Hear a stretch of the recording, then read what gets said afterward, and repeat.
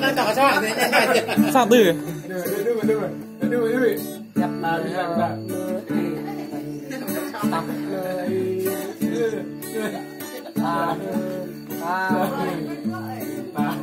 tập nơi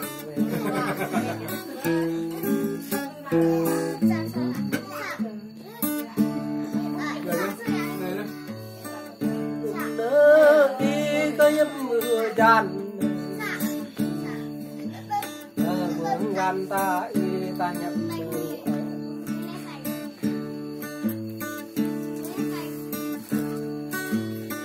ta ta nhập le ta che ra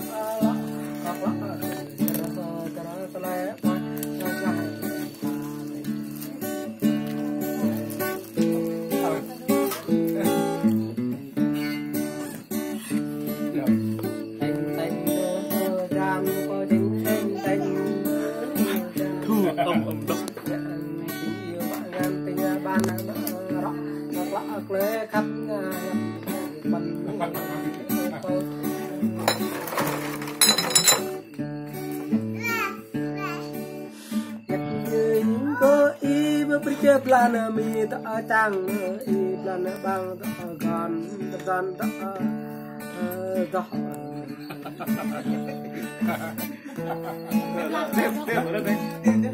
Tiếp. Ra về. Bị được. Cái gì hả? Con cái tay ra. Rồi, bác à. Nửa là Gần con nó là phải con cho bài nhá. Bro kan yo toh nar. Toh. Jere lah. Được. Hoàn. Ok ha.